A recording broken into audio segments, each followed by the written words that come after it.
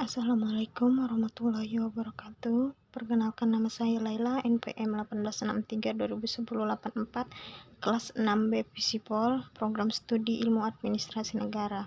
Di sini saya ingin mengerjakan salah satu tugas mata kuliah dari dosen pengampu Administrasi Pembangunan untuk melengkapi tugas akhir saya, yaitu tentang peran pemerintah dalam pembangunan nasional.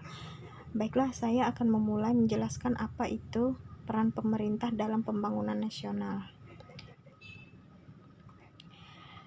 Ada 5 peran pemerintah dalam pembangunan nasional, yaitu yang pertama stabilisator, yang kedua inovator, yang ketiga modernisitator, yang keempat pelopor, yang kelima pelaksanaan sendiri. Baiklah, kita akan lanjut ke slide yang ketiga. Yang pertama yaitu peran stabilisator. Di sini pemerintah harus mampu menciptakan adanya keadaan politik, sosial, dan ekonomi yang stabil dan mantap. Misalnya seperti yang pertama yaitu bidang politik. Pemerintah terus berupaya mengamankan dan mempertahankan ideologi negara Pancasila dari segala macam upaya untuk merusak nilai Pancasila itu sendiri, baik dalam maupun luar negeri. Yang kedua yaitu bidang sosial. Pemerintah berupaya menanamkan nilai-nilai budaya bangsa yang telah menjadi milik bangsa Indonesia sejak lama, agar masyarakat tidak terpengaruh nilai-nilai lain yang negatif. Yang ketiga yaitu bidang ekonomi. Pemerintah juga berupaya membangun berbagai macam sektor ekonomi secara merata di seluruh daerah guna meningkatkan pendapatan rakyat. Yang keempat yaitu sebagai stabilisator, pemerintah berusaha menciptakan atau memfasilitasi suasana yang tertib, nyaman, dan aman, termasuk memfasilitasi tersedianya sarana dan prasarana pembangunan. Baiklah, kita lanjut yang kedua, yaitu peran inovator. Ditinjau dari segi administrasi pembangunan, inovator berarti temuan baru, metode baru, sistem baru. Yang terpenting adalah cara berpikir baru.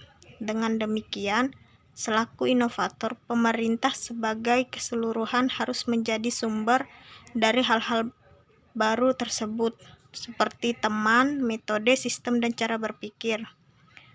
Kemampuan sebagai inovator pembangunan adalah kemampuan menerjemahkan program pembangunan daerah dan bahasan yang sederhana, serta menggugah keinginan dan keikutsertaan masyarakat dalam bidang pembangunan. Dalam memainkan peran selaku inovator, pemerintah sebagai keseluruhan harus menjadi sumber dari hal-hal yang baru dikemukakan di atas. Baiklah, lanjut yang ketiga yaitu peran modernisator.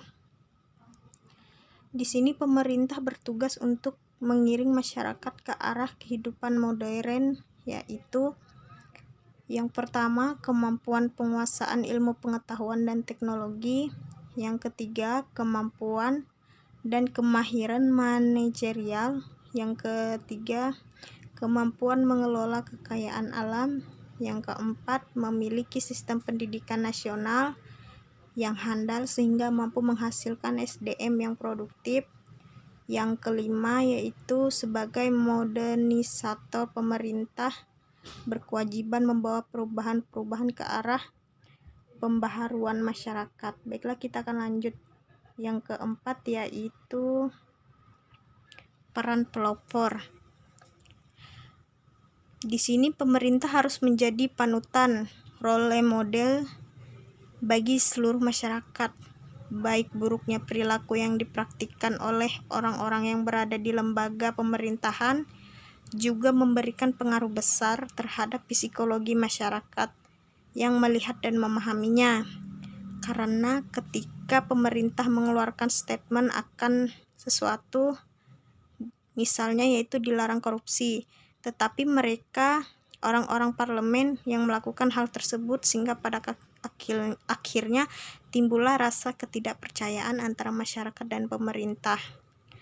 Sebagai pelopor atau stimulator, pemerintah harus mampu menunjukkan contoh-contoh nyata dan mendorong masyarakat untuk mengikuti contoh tersebut melalui tindakan yang nyata jika memang contoh tersebut bermanfaat.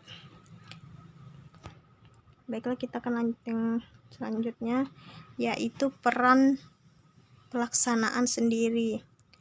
Pelaksanaan berbagai kegiatan pembangunan merupakan tanggung jawab nasional dan bukan menjadi beban pemerintah semata, karena berbagai pertimbangan seperti keselamatan negara, modal yang terbatas, kemampuan yang masih belum memadai. Lanjut.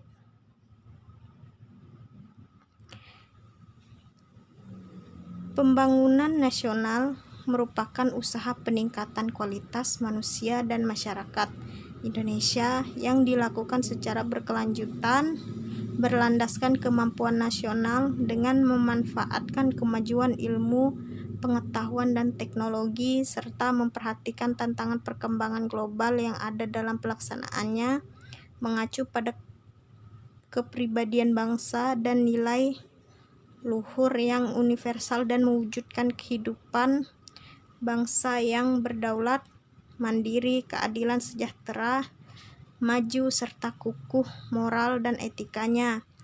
Untuk mencapai tujuan tersebut diperlukan suatu pemerintah yang kuat, mampu menjalankan tugas dan mengorganisasikan dan mengintegrasikan kegiatan rakyatnya guna mewujudkan kesejahteraannya. Baiklah, kita akan lanjut. Dalam era otonomi daerah dan keterbukaan seperti saat ini, peran pemerintah di masa kini dan masa mendatang dalam pembangunan guna mewujudkan kesejahteraan adalah berfungsi sebagai regulator, modernisator, kalisator atau fasilitator, dinamisator, stabilisator, dan pelopor yang menekankan pada upaya kemandirian dalam pemberdayaan masyarakat. Sebagai regulator, pemerintah memberikan acuan dasar yang selanjutnya diterjemahkan oleh masyarakat sebagai instrumen untuk mengatur kehidupan masyarakat dalam koridor persatuan Indonesia. Selaku stabilisator, pemerintah adalah stabilisator yang menjaga stabilitas nasional agar tetap mantap dan terkendali, sehingga kebijakan-kebijakan yang telah ditetapkan akan dapat dilaksanakan dengan baik, dan rencana-rencana, program-program, dan kegiatan-kegiatan operasional akan berjalan dengan lancar. Berikutnya yaitu selaku modernisator, bahwa pemerintah bertindak untuk mengantarkan masyarakat yang sedang membangun menuju modernisasi dan meninggalkan gaya dan cara hidup tradisional yang sudah tidak sesuai lagi dengan tata cara kehidupan modern. Selaku pelopor, bahwa pemerintah tidak hanya menjalankan fungsi selaku perumus kebijakan dan penyusunan rencana pembangunan saja, tetapi juga sebagai pelaksanaan pembangunan yang inovatif, yang mampu memecahkan berbagai tantangan dan keterbatasan